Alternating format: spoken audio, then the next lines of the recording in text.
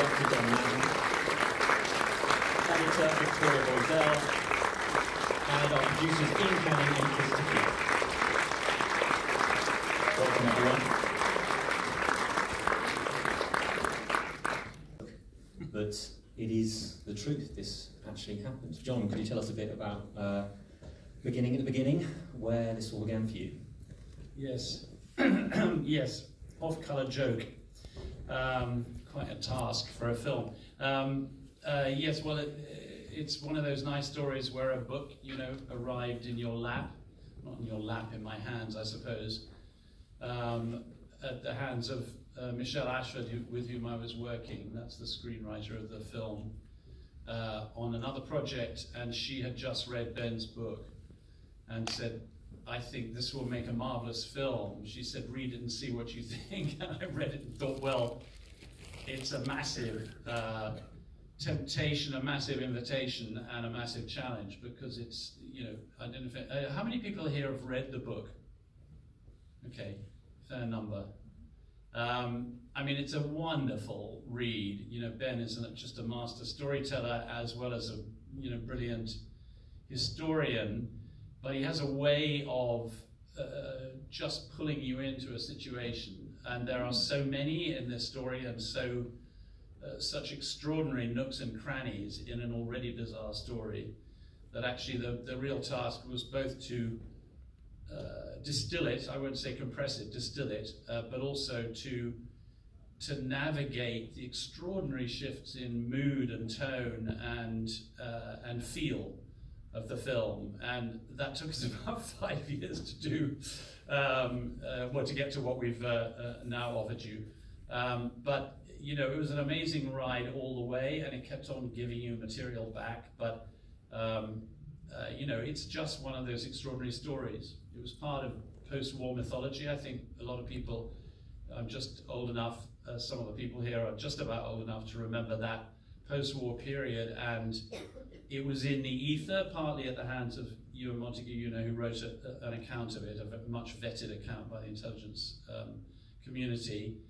So you knew about the dead body, but, you know, it was onward and upwards from there. I'll shut up, you can talk to these people now. I'll do my best. To echo the top comments beneath the trailer for this film on YouTube, how did you get all of these amazing actors in just one film? It's an extraordinary cast. Shall we begin, perhaps? Matthew, should we start with you? I'm a little disappointed you're not wearing the glasses and the moustache, I must say. I did love my moustache. It was a big beard, and then it went into a moustache. No, I thought it was a brilliant script. I'm a big fan of John. I love spy stories. I'd read the book, so I'd started reading Ben's stuff from, I think, Agent Zigzag onwards, which was brilliant. I knew that Kelly was in it, and Kelly and I had worked together in Anna Karenina a few years previously. I can't remember what that was. No. You had another facial hair. I had a bigger moustache than that as well. So it was thrilling, and I was a big fan of Collins as well. So, yeah. And I mean, you all play such fantastic characters. I wonder if we could just talk about how you first reacted to the challenge, to the, you know, prospect of tackling these real life characters. Well, you just do your best. It's odd when you're playing a real person, because it's not so. I mean, it's always a sort of imaginative exercise in a way, because you're sort of doing an impression of them, not an impersonation, if you know what I mean. Because I don't look especially like Chumley, you know. My mind's eye, I was sort of taller and thinner and odder, but, you know, perhaps more eccentric, and, you know, but you sort of do your best to honour them, really, I suppose. Okay, how about you? How did you first react to Jean? Well, I heard about the film through Colin, first of all, because I'm friends with Colin and worked. This is our third film together, and we actually went for lunch, and he was telling me that John, who I also had met through Colin, was making this film, and so he told me all about it, and I said it sounds really fast. I think I talked him into it, actually. It sounded really fascinating. And then it was a while after that, really, that I was offered the part of not John Leslie, Jean Leslie, and I just thought she was just such a sort of breath of fresh air, really, in this. It's a very sort of male world, generally, and in the story, and I think the female characters are just really strong. I'm sure you'd echo that, Penelope. I'm sure. Well, I worked with John on the Marigold Hotel films, and I'd worked with Colin a long time ago, and we did The Deep Blue Sea on the television. And I thought the script was wonderful, and I'd read Ben McIntyre's book. And I was also fascinated by the secret war that Ben talks about, and the role that these women played in that war, because there were a lot of them who just quietly sat there and played a sort of second role, but were fundamental and helped to win the war. And they were very happy to be part of a group, and they worked extremely well together. And I thought that the whole storytelling, I mean, film, we do tell stories, that's what we do, and this was a very well told story of a very difficult time during the war. And in 1943 we were really up against it, and I thought that the story and the narrative was very well told of that very difficult time.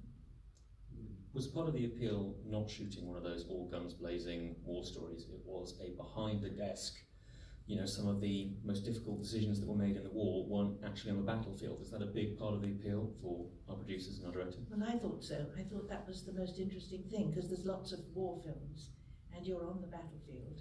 And there are very few that actually address what goes on in small rooms in Whitehall, where people are trying to work out in front of maps what's going to happen, and to make that exciting and actually nail-biting is a very difficult job, and I think John and our wonderful writer has pulled that off.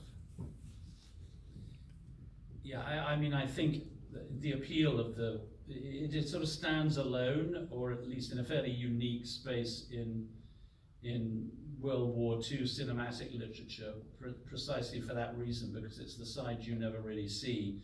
But even more so is that, you know, Penelope just talked about you know, storytelling. I mean, the film is, of course, about storytelling. That's exactly what it's about.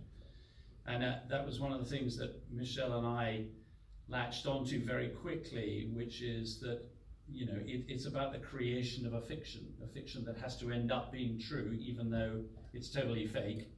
And, you know, the parallels with the act of filmmaking and the act of screenwriting are obvious and legion. And so it created some very interesting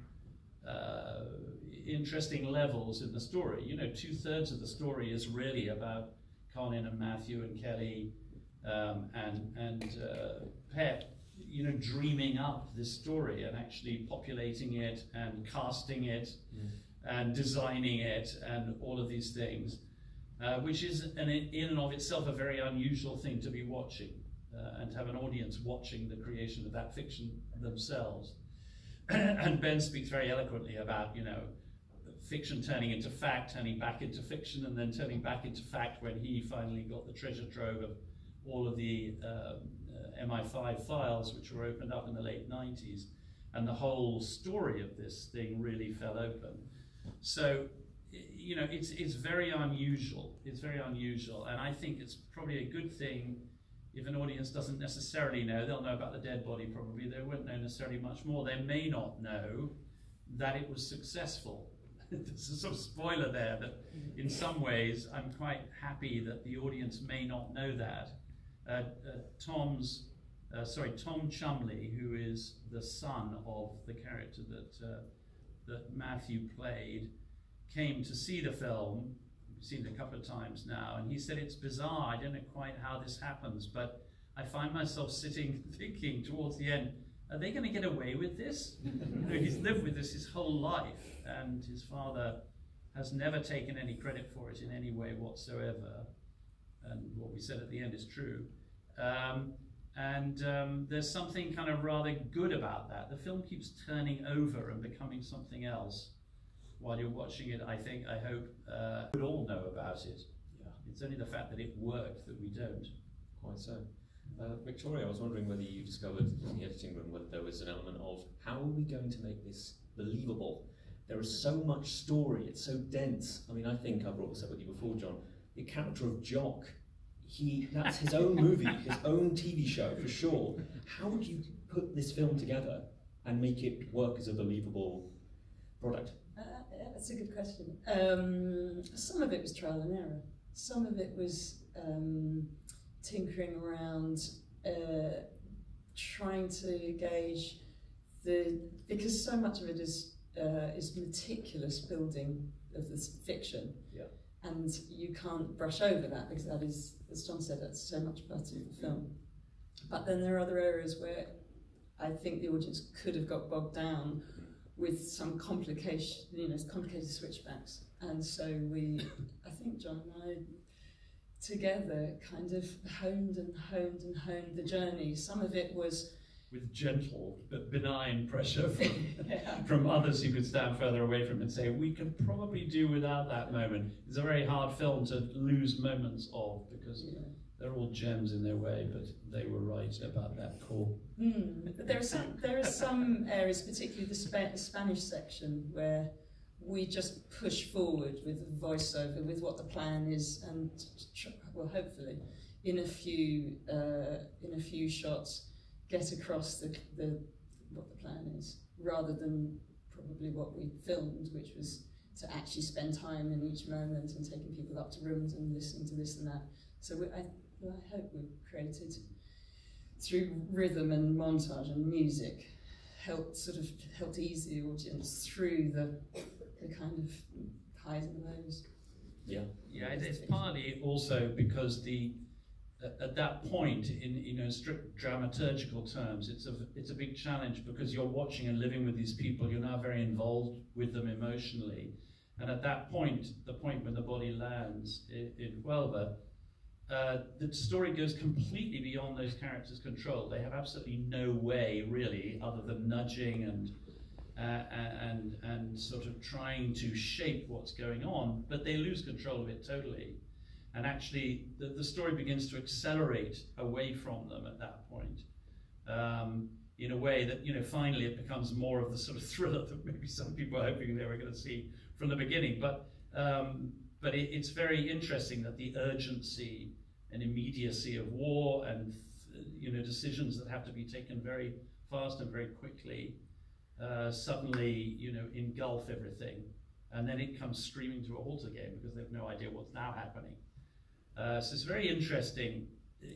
Victoria did a fantastic job editorially. It's a film that really, really, really has to be mastered all the way through to try and keep the story on track, really. I was wondering whether we could just turn to our producers. I want to just triple check, when did you wrap shooting this film? What sort of month, date, time are we talking about? Sorry, it was March the 10th in southern Spain, 2020. And there was some sense that there was a virus coming. And southern Spain actually was the epicenter at that point of the coronavirus outbreak in Europe. So it was quite an odd place to be, but actually no one really knew what was going on. We were very lucky. We got everyone back to the UK, and then we locked down 7 days later. I think it was the 17th, something like that. So it was sort of a miracle that we did, and then a very strange post period where none of us saw each other for months and months. I mean, I would, to credit to Victoria, I would also say one of the things that's amazing about the film is the balancing act of the various tones and the humour and the drama and the relationships. It's a multifaceted film, and I think as an editing job, I think it's a spectacular job, but more so because I think Victoria was editing from a cupboard at home. And sitting outside my laundry area, with the washing machine and drying machine next to my head. And John was editing from his house in Norfolk, so they never met through the entire editing process. He had a bigger room to work. That much bigger. Noted. I remember Chris calling me I was back in London and saying, "We're going to come back to a very different London." And I was like, "I think you are, yeah." Yeah. I was just wondering about the chemistry between our lead quartet. It strikes me as you genuinely had quite a good time, you know, telling this war tale. Is that fair enough to say? We were very chatty in between takes, weren't we? There was lots of gossip. Oh yeah. Yeah. Do tell. Colin? Well, I couldn't watch it. Colin was quite cross to go back to the massage, because he had a beard at the beginning, and there was a moment when he thought he might have a beard. And then I had to have facial hair, so he was angry about that. Yes, of course. Yes. But we got on quite well, didn't we? It's nice. He also had half a moustache at the end, I remember. I've got photographs. Just the half, I shaved off half, yeah. It's a tradition. I am mildly obsessed about the whole Ian Fleming side of things. Can it really be true that he was that involved with this whole, you know, grand plan? Yeah, it is true. It is true. He was working in naval intelligence. He was probably the predominant author of the Trout memo, which, in and of itself just sounds so improbable, and was really a few of sort of fag packet ideas about how to pull the wool over the enemy's eyes. But they were rooted in things that, as Ben recounts, and I suppose you get a sense of in the film as well, in a sort of crossword puzzle mentality, detective fiction, which was hugely popular at the time, and most of the denizens of the 20 Committee were themselves writing these books. And so they were sort of caught up in that whole world. He hadn't started writing at that point, Fleming. Casino Royale was, 9 years off or something. But we stumbled on the idea really that actually, wouldn't it be interesting if he were trying to summarize what was going on around them literally at that moment, which is why he sort of installed himself at the center emotionally and thematically, although he's quite peripheral. You know, as Matthew says at one point, "Will you be joining us down here?" Fleming says, No, I'll be upstairs somewhere. Did he base James Fleet's character? Did he base Q on? He did. And that's absolutely true. Yeah, that was known as Q Branch. That was Charles Fraser Smith was the model for Q, just as Godfrey was the model for M. He just stored up all the detail of all of that stuff. I was the model for Pussy Galore. Well, I never told you why I cast you.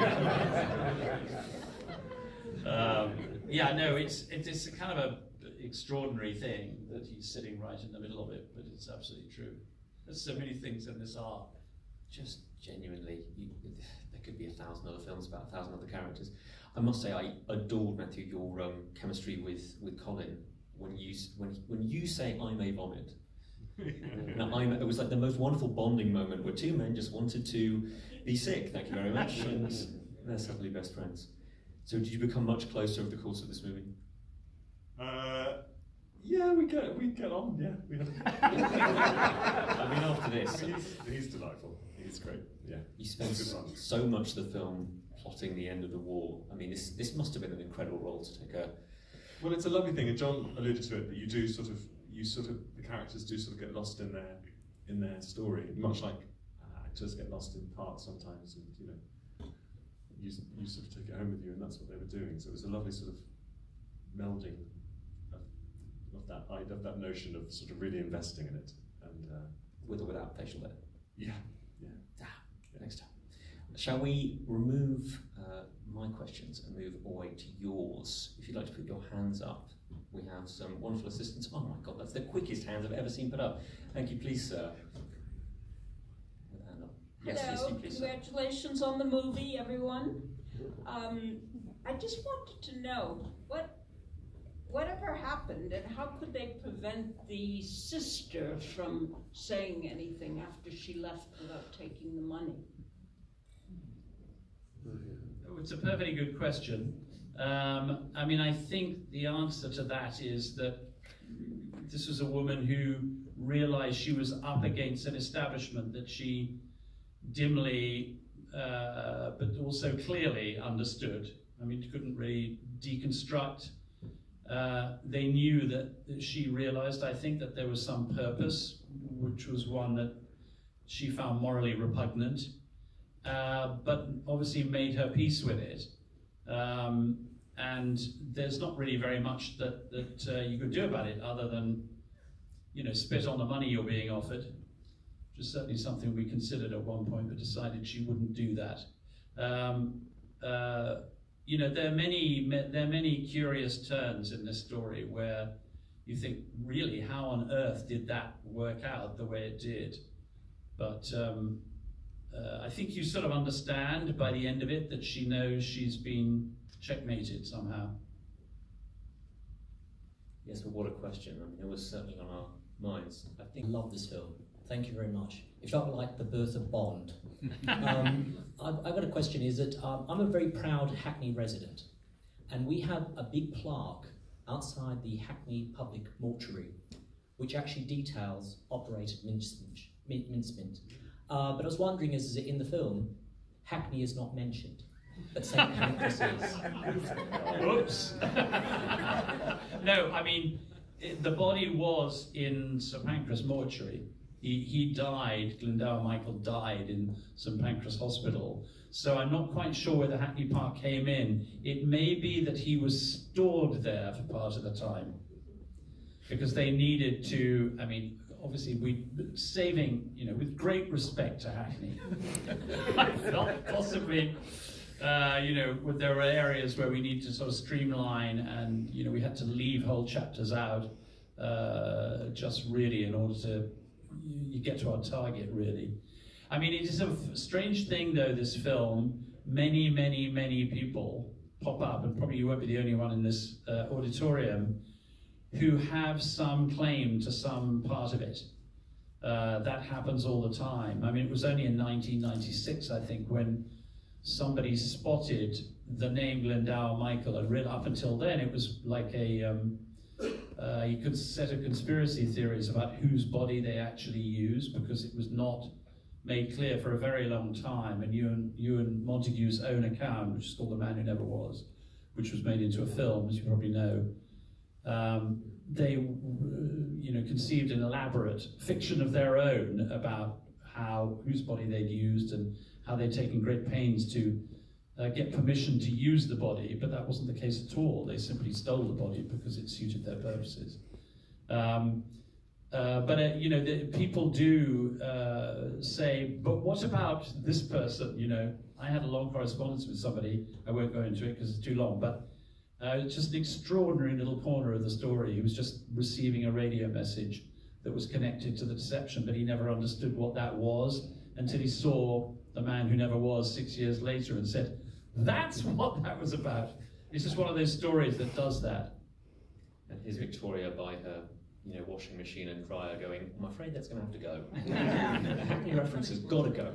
You're in good company, though, because when we did a screening for the families, so for the families of the Montagues and the Chumleys and the Leslies, it was this amazing screening where everyone was in their sort of their team Chumley, team Montague. I don't know whether they were that often together, but and it was waves of laughter depending on which, and especially with the Chumley family, where finally they were excited that a film would spell out their name. But one of the Montagues was now an elder lady, but was the child going off to New York at the very start of the film, and she came up to John and in a really lovely way said, I just want you to know I didn't cry when I left for New York, but it was a bit too late to judge. A question from somebody over on this side of the room. I believe they put their hand up. Hi, congratulations on the film. I really love the way that you humanised and honoured Major Martin. Can you say a little bit about why it was important to you to make him a character in the film and make him live again? Yes, thank you for observing that, because it's it's true, really. The heart of the film is that character, and you know, a character who had no life at all, not a life that any of us would call a life. He just sort of drifted. His terrible situation. His father died, I think, sort of stabbed himself or something. It was an absolutely terrible situation, and it was not clear whether he was, you know, not quite right in the head, as his sister said. But really, it's to do with you know, the fiction that they create around him becomes the man that he is, and in an extraordinary kind of a way, it's you're sort of paying tribute to that man's contribution to the war. It's very odd in the scene with the sister where they say your brother's going to be a hero, and actually that has a real meaning. It has a real meaning. They're not even making that up when they say that. I mean, they're hoping that's going to be the case, but it always felt to us who were making the film, and Tom Newman, who wrote the score for the film, that the sort of profound sense of respect that settles on you as the film goes forward. And we'd always intended to end the film with the image of that grave, which is his real grave. Of course, not his real grave. It's a fake grave. Though his body is buried in there, although the guy, when we filmed it, the guy said there's no body buried there, you know. So, you know, the myths go on. But yeah, that is very moving to me. That part of the story is incredibly powerful, and we wanted to see him dying, or the end of his life, as he ceases to be the person that nobody would ever have known, and becomes the person who is immortalized by this story. It's a very odd idea, but one of the things that sort of reverberates beyond the end of the film, I think. Would anybody like to follow that one? Gentlemen. Yeah, hi. From your research, I just wondered whether you thought about why did the Germans buy it, and why do you think that, I mean, there's armies all over the world use deception. The Russians have whole battalions called Maskirovka battalions who are designed purely to deceive, but why do you think it's almost a uniquely British thing to do this kind of work? Well, sort of the swift answer, and I think that Churchill is a very big part of the answer to that. I mean, it was an almost impossible task, if you think about it. It was so blindingly obvious that, you know, the massed forces, Allied forces, you know, would turn back towards Europe after the North African victory. America had just joined the war. It was clear they were going to, the next thing would be an assault on Europe. And, you know, geographically, topographically, in every way, Sicily was the obvious target. It had the perfect beaches. It was famously the soft underbelly, as Churchill called it, because, you know, the German forces were the ones you needed to be afraid of, less so the Italian forces at that point. And so really the idea was to come up with something that specifically targeted that idea and turned it on its head. So in the actual deception, Sicily was the cover plan, and Greece was the place that they were going to invade. And one of the key things about that was that that actually would have given the Allies access to the Balkans, which is where the German war machine was. That's where all the minerals came from for the armaments and so on. Hitler was very, very, very paranoid about that. So there was reckoned to be, which we make a huge thing of in the film, a sort of susceptibility there. The real reason that we're offering, and certainly this is something in Ben's book, it's hard to conclude that wasn't the case, was von Rönner and the part that von Rönner played.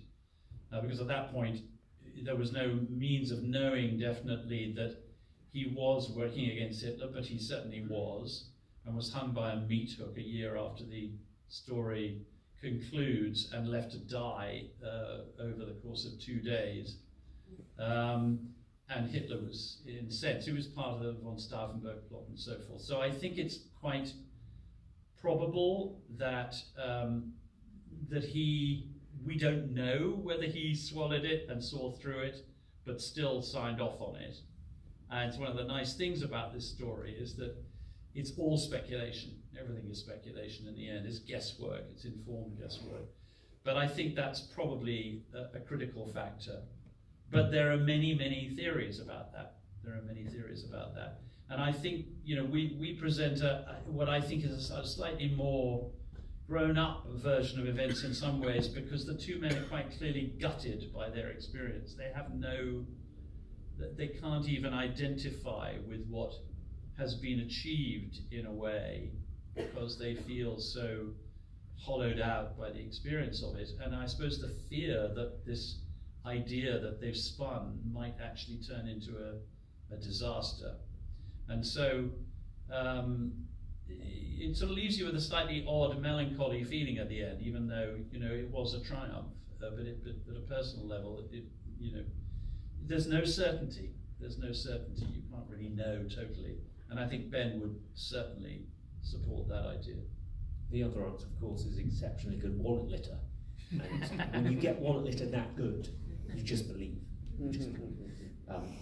Who else would like to put their hand up? Yes, on this side. Congratulations, everybody. It was a fantastic film. This is a question for the cast. What qualities did you think were important to draw out for the undercover work, and what mettle do you need to have as a person? And had you all lived in that era, what personal quality do you think you would have had those personal qualities to have done those important jobs? I think they would have had to have understood, and I don't know whether, I hope I would have had the ability to do that if I was back then. But they knew they were working on something which was very, very delicate. I think we all knew that this was something that could go either way. I mean, the idea was so mad that it was either going to be picked up or it wasn't. But they had to make it work, because the war was in a we were in a very dangerous place at that time, and it required people to take enormous risks. And that is something that I think John has just said at the end. There's no glorification of it, because if it hadn't worked, tens of thousands of young men would have lost their lives. So I think that the working together and trusting one another and working as a team is something that was the most important for that group of people in that room, 13. I think as well, reading what I know about the women that worked there was a great sense of excitement as well, because it was really serious. I mean, obviously it was a very serious business, but they talk about this great adventure they remembered for the rest of their lives. They felt part of something that they had only read about in books previously, and they all felt they had something to contribute. And certainly the character that I play is an amalgamation really of a few different women, but they all were competing at some level to be a bigger part of this story they were concocting. And so I think, when Jean, when it's her photograph that was picked, I think the others were properly disappointed. Like, everybody wanted that, coveted. Yeah. Okay, we'll move on to another question. Who would like to put their hand up? Or rather, who has the microphone already? That's what I should be asking. One over here. Any questions from that direction? No one brave enough? It's fair enough. No one here? No? Okay, moving on. I was wondering if we could talk a bit more about the language. There is some fun in this film, for sure. I cannot get over the fact that it's the 20 committee because it's 2 X's. Is there a certain level of humour that you had to make sure was definitely present in this film, and it wasn't an entirely serious, and it is a very serious story, telling of the tale? Honestly, the humour is kind of built in, and I think it's built into the characters that were involved. Ben McIntosh has written a piece about this for the Times, which he writes for regularly, and there was a detail in that which I actually didn't know even, which is that that Montagu wrote an obituary for Major Martin, which I can't even really quote exactly what it was, but it was full of, you know, very subtle and indeed not so subtle allusions to, you know, the fiction that he was creating, and in terms of who the character of William Martin actually was, and how nobody had any sense that, you know, how surprised all his friends were that suddenly this occurred, i.e. that he, you know, was lost at sea because his plane crashed. And he submitted it to the Times, and the Times refused to publish it. And Ben points out, you know, then as now, they refuse to publish fake news. You know, they were very alive to the humor of the situation themselves, but actually, you know, Jock Horsfall is as crazy as you see him in the film. You know, he was a world national championship racing driver who was recruited by MI5 to be a chauffeur. And they had to, you know, they took his fast car away and gave him a crappy van to work with. I mean, you just couldn't make it up, really. It's kind of extraordinary. So the thing is that, you know, you need to play all of these things for real and with a straight bat. And Chumley, in Matthew's impeccable hands, really, is so much the key for that, for the audience, in terms of he's responding to the insanity of what's going on around, and particularly the idea that these people are all lost in fictions of their own. Fiction, of course, he becomes as lost in as anybody else by the end. But, you know, we weren't playing it for humor. It's just, if you're trying to take a photo of a dead body to use as an ID picture, it's obviously, you're almost in Monty Python territory. Well, you are in Monty Python territory, actually. But what you have to hang on to there is the reality of, you know, Montagu's idea is literally crumbling in front of his eyes at that point. It's only, you know, through ingenuity they find their way out of it. So the humor was a very attractive part of it, just because it's, you know, films without any jokes in it aren't much fun necessarily. But particularly in a world like this, you don't want it to be monochromatic and po-faced and grindingly kind of depressing. And this story, you don't have to work at that in the story, it's just built in. And you know, the 20 Committee is a perfect example of that. I mean, it's just an idiotic joke. Yes. But you know, we all do that, don't we, in our working lives? I mean, that's what we do. We make people laugh. Yeah, absolutely. I mean, the name of the film is a very bleak joke, Operation Mincemeat. Yes. Sadly, we have run out of time. Thank you all so much for attending this Q&A of Operation Mincemeat. Please put your hands together just one more time for our stars and our Thank you very much.